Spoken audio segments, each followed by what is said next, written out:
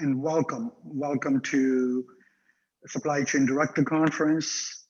Last year's last year when we postponed the conference, we thought that we would actually buy enough time for us to actually meet in person.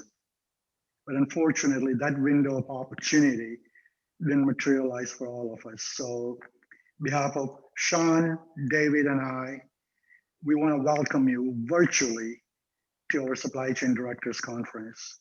We're about 808 registrants, which is this is probably the highest number that we have seen. So I'm sure many of you will be in and out, but it's great to see all of you once again on a sort of a platform where we get to share the world of supply chain from an academic standpoint.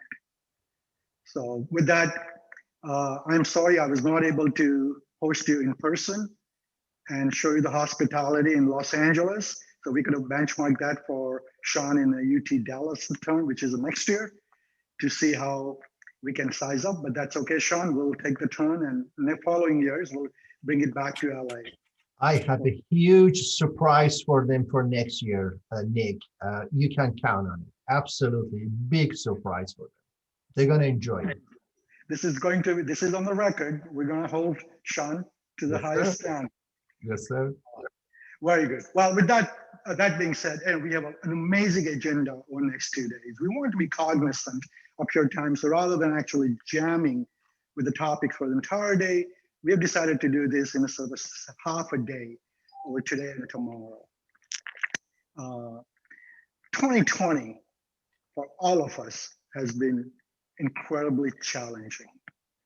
I think if you look at it in terms of the disruption in a supply chain, no continent, no country, no part of the world, state, municipality, or the cities have been left untouched about what supply chain means to not only for us to teach and not only for industry to practice, but also for government to see their policy and implication of that. And I'm hoping over the next 2 days, we will have an incredible dialogue and discussion about how we, as academic institutions, learn, adapt, both in a pedagogical way, but also in terms of what we teach the next generation's leader. So I think I'm really excited about it. I think what we have learned in 2020, reflecting that over the next 2 days, and all of you really sharing your thoughts, your ideas, hopefully we can walk away with the best-in-class practices that allows us to really differentiate what we have done in the past and what we should do in the future. Because certainly as a higher educations, we are not immune to the disruptions that we have witnessed in supply chain for the industry. Right? Higher education, in fact, our speaker that you will get to hear a keynote today, Dr. Kumar, will talk about in terms of the sustainability in higher education, right? We are not immune to some of the forces that has been dealt by every other industries in terms of the changes. And how would that impact us? From there to just looking at the certification, to talk about the industry and academia collaboration. How can we do more than what we traditionally do? And what would that look like? Tomorrow, we're gonna have Gartner kicking off with giving us an overview of their ranking and what does that mean, what factor goes into it, and how does that fit into what we do in the classroom. We're also going to talk about post-COVID outlook in higher education tomorrow. Really, so this is much more collaborative ways for us to have a panel discussions. And the reason I change it out from webinar to the Zoom is so that each of you can turn your video on, be engaged, and be somewhat a little bit more intimate in terms of the interactions and participation.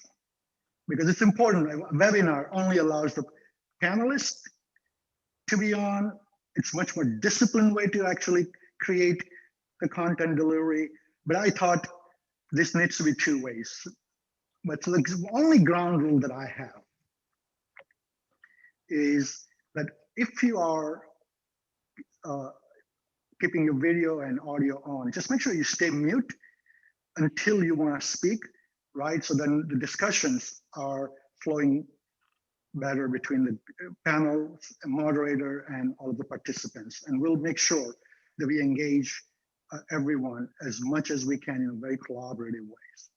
So with that, I'm going to pass over to my buddy Shawn to say a few words, and then hopefully Dean Garrett should be joining us shortly to kick us off. Well, I just want to say thank you so much for being here. It's very nice of you. We really appreciate your time and effort that you're putting into the conference. As you know, the intent is for us just to get together and discuss our challenges, our issues. So this way we can come up with a nice way or best practices. How are we going to manage our supply chain programs?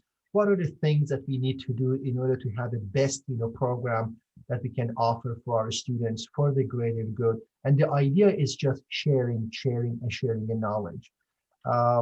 And we have done it for the past few years, and I'm really glad to see all of these names that I have seen in the past. It's very nice that you are coming back to the same conference.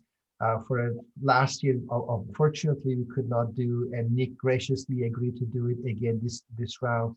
And the next time we're going to host it in UT Dallas, and we want to make sure that we provide it not only with the best agenda, but also we're going to provide you in terms of the social and networking. We're going to do a good job for you.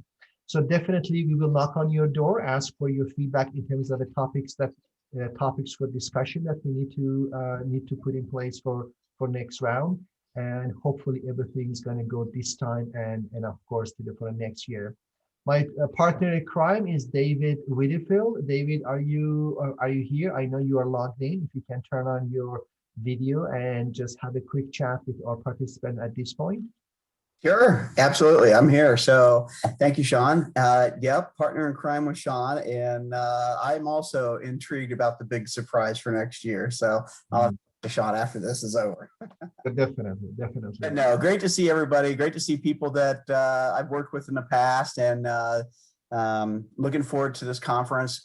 Nick, Shawn, and I have, and Ruth, big credit goes to Ruth as well, have worked a lot of hours to put this together and create this format. And really, I hate to say this, and I say this in all my classes when I'm teaching, there's a lot of positives about COVID-19, particularly when we talk about our supply chain. Supply chain education, supply chain operations, just the level of innovation and the speed of the innovation that's been going on, how we've adapted to it, fast and flexible, truly is the definition of what a supply chain should be. So just wanted to mention that out to everybody, and we're all involved in this. So we're all, for more or less, we are the practitioners of supply chain. So happy to be here. Again, thank you so much. And lots of the kudos goes to Ruth. She has been absolutely fantastic. Behind the scene, you have no idea how many strings she has pulled just to make sure all the pieces are working. So Ruth, thank you so much for your time. We all love you, and hopefully we get a chance to see you in person very soon. It was my pleasure. Absolutely, ma'am. Nick, back to you. Let's go ahead. David, again, I think they stole my thunder, but a lot of these things we do requires a tremendous back office support, and I am blessed that both at the center and the program office, I have just incredible talent and the staff that executes all the details. So Ruth, thank you very much. Marvi is also on the line. Marvi, thank you.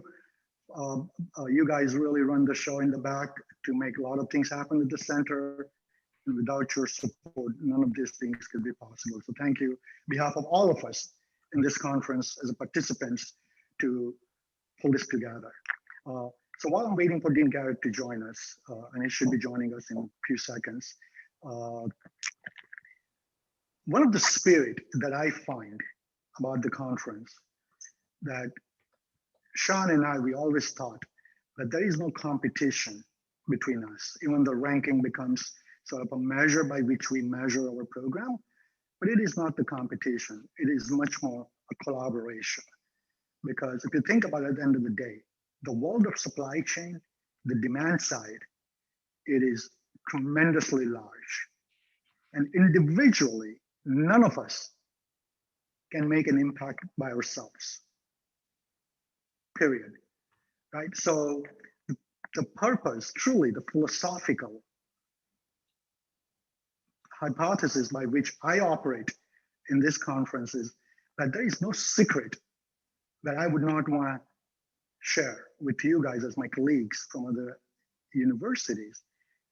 And likewise, that you to share what has worked and what didn't work, so that all of us collectively can learn from each other and diffuse the learning curves on things that we should and we want to do.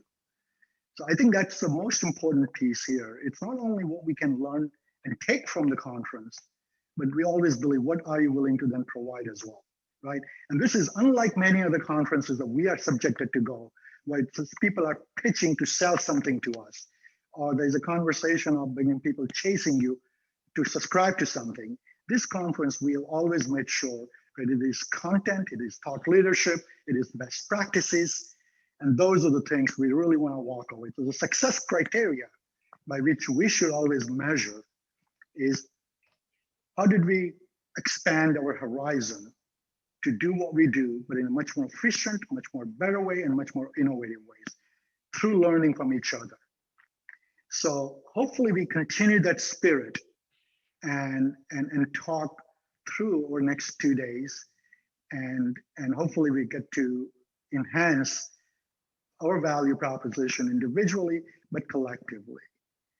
And also, the last but not the least point on this, that many of you not only should connect once a year during our conference, but hopefully we build the relationships where we get to work together on a variety of things. And I think there is a line item, one of the conference topic is specifically addressed about the collaborations and consortiums and opportunities of that.